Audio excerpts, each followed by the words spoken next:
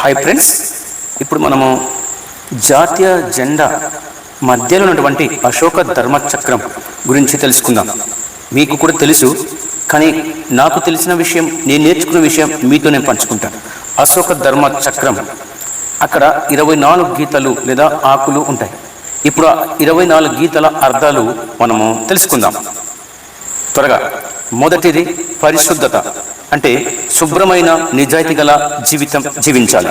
రెండవది ఆరోగ్యం, శరీరం ఆరోగ్యాన్ని కాపాడుకోవాలి, మనసు ఆరోగ్యాన్ని కాపాడుకోవడం. శాంతి, హింసకు దూరంగా శాంతిగా జీవించడం. త్యాగం, దేశం సమాజం కోసం స్వార్థాన్ని విడిచిపెట్టడం. మంచి విలువ, సత్యం, నీతి, నిజాయితీ పాటించటం. సేవ, అవసరంలో ఉన్నవారికి సహాయం చేయడం. క్షమ, తప్పు చేసిన వారికి క్షమించడం. ప్రేమ, సమస్త జీవుల పట్ల ప్రేమ చూపించటం. స్నేహం, అందరితో స్నేహభావంతో ఉండటం. సోదర భావం, మనుషులందరినీ ఒక కుటుంబంలాగా చూడడం. ఐక్యత, విభేదాలను విడిచిపెట్టి కలిసిమెలిసి ఉండటం. సంక్షేమం, ప్రజల మేలు కోసం పనిచేయటం. పురోగతి, వ్యక్తి, సమాజం, దేశం అభివృద్ధి చెందేలా కృషి చేయటం. కష్టపడి పనిచేయడం లేదా శ్రమ, బాధ్యతలను శ్రద్ధతో నిర్వర్తించటం. దేశ రక్షణ, దేశాన్ని కాపాడేందుకు సిద్ధంగా ఉండటం. 16 జాగ్రత్త, నిజాన్ని అబద్ధం నుంచి గుర్తించటం. 17 సమానత్వం, కులం, మతం, భాష, లింగం భేదం లేకుండా దాని ఆధారంగా వివక్ష చూపకపోవడం. వనరుల సద్వినియోగం, ధనం, ప్రకృతి సంపదలను వృధా చేయకపోవటం, చాలా జాగ్రత్తగా వాడటం. చట్టాలపై విశ్వాసం, రాజ్యాంగం చట్టాలను గౌరవించటం. 20 న్యాయం, అందరికీ సమాన న్యాయం అందేలా చూడటం. 21 సహకారం, ఇతరులతో కలిసి పని చేయడం. 22 కర్తవ్యబద్ధత, తమ బాధ్యతలను నిజాయితీగా నెరవేర్చటం. 23 హక్కుల సద్వినియోగం, స్వహక్కులను వినియోగిస్తూ ఇతరుల హక్కులను గౌరవించటం. 24 జ్ఞానం, వివేకం, ఆలోచించి మంచి చెడులను గుర్తించి నిర్ణయము తీసుకోవాలి. ఈ అశోక చక్రం జాతీయ జెండాలో తెలుపు పట్టిలో మధ్యలో ఉన్న నీలిరంగు చక్రం. దీనికి 24 అంచులు ఉంటాయి. ఇది ధర్మం, న్యాయం మరియు నిరంతర పురోగతి సూచిస్తుంది. ఈ యొక్క జెండాను ఆవిష్కరించింది ఎవరు అంటే పింగాళి వెంకయ్య గారు. ఈయన ఆంధ్రప్రదేశ్కు చెందిన వారు.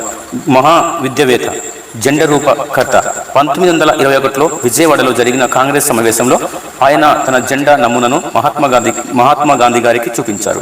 అంటే స్వతంత్రం రాకముందే 26 సంవత్సరం ముందే జెండా నమూనా తయారు చేశారు. తర్వాత ఆ నమూనా మార్పులు చేసి భారత రాజ్యాంగ సభ 1947 జూలై 22న ప్రస్తుత జాతీయ పతాకాన్ని అధికారికంగా ఆమోదించింది. పింగాళి వెంకయ్య గారు రూపొందించినటువంటి నమూనాలోని చరక స్థానంలో అశోక చక్రం చేర్చబడింది. ఇదండి నాకు తెలిసినటువంటి వివరణ.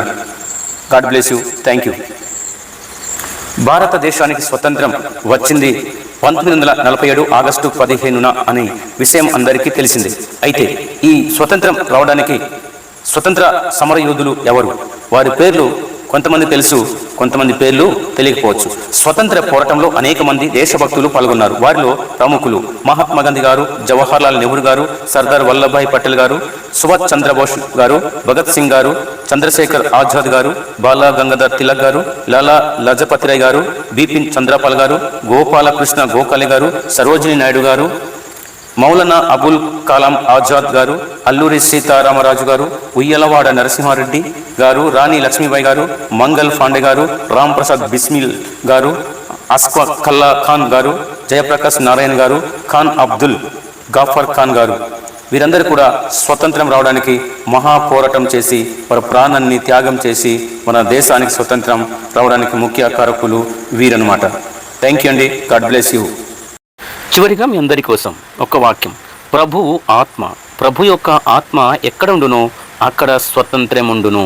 2 కొరింథీ 3:17 ప్రభు ఆత్మ ఎక్కడ ఉంటుందో అక్కడ మాత్రమే, ఆ దేశంలో మాత్రమే, ఆ రాష్ట్రంలో మాత్రమే, ఆ ఇంటిలో మాత్రమే, ఆ సంఘంలో మాత్రమే స్వతంత్రము కలుగును. ఈ వాక్యము దేవుడు దీవించును గాక. ఆమేన్.